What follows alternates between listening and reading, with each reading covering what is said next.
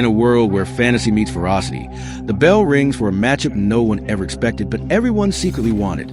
Mike Tyson, the real-life heavyweight terror of the ring, against Carl Weathers, the on-screen powerhouse who brought Apollo Creed to life. One is a whirlwind of violence with a brutal past. The other, a symbol of poise, pride, and pugilistic performance. What happens when raw aggression meets cinematic precision? Let's step between the ropes and find out. The lights dim, the crowd roars, and the atmosphere is electric. On one side of the ring stands Mike Tyson, his eyes cold and hungry, a man molded by hardship and sharpened through violence. In his prime, Tyson was a force of nature. He wasn't just fighting opponents, he was devouring them. The youngest heavyweight champion in history. Tyson didn't wait to feel you out. He came to end the night quickly. His footwork, explosive. His punches, bone-shattering. His style, peak boot defense with knockout intentions. If he smelled weakness, the fight was over before it began. Then, from the other corner, comes Carl Weathers. Not just an actor, but former athlete with speed, strength, and a presence that commands respect. As Apollo Creed, he moved like a dancer and hit like a sledgehammer. He was Muhammad Ali on film. Smooth, flashy, and brilliant. Weathers may not have held real belts in professional boxing, but he had the tools.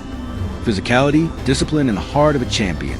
Trained, athletic, and charismatic, Weathers knew how to fight, even if his war zones were on screen rather than under the unforgiving lights of Las Vegas or Madison Square Garden.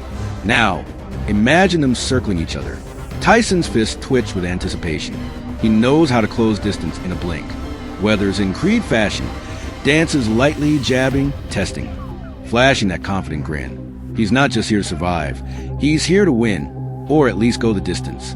But here's the catch. Carl Weathers is still just a man playing a fighter. Tyson, he is the fighter. In the opening round, Weathers uses his agility and reach to stay out of range, mimicking Creed's style, stinging Tyson with fast jabs, working the angles.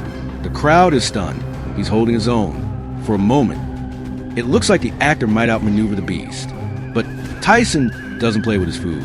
By the second round, the story changes. Tyson adjusts, slipping past a jab with his trademark head movement, launching hooks that whistle past Weathers' guard. One grazes, then another lands. The sound echoes, a dull thud of glove on ribs. The grin fades from Weathers' face. The third round begins and the storm breaks. Tyson explodes forward, a blur of black trunks and raw power. Weathers tries to backpedal, but Tyson's speed defies logic. A right hook crashes into his temple, followed by an uppercut straight from hell. Weathers goes down. The crowd erupts, half in awe, half in shock. And just like that, the fight is over. Mike Tyson wins, not because Weathers lacked heart, but because Tyson was born for this. Raised in the fire of the streets, trained in the brutal discipline of Cus D'Amato's gym, and hardened by a lifetime of real wars, Tyson knew what it meant to walk into a ring and not come out unless your opponent was broken. Weathers brought charisma, technique, and courage, but Tyson brought war, and war wins. So as the dust settles and the crowd chants his name, Tyson stands tall, undisputed not just in the ring, but in the realm of what-if battles. Because when fiction meets fury, reality bites. And Mike Tyson, he bites hard.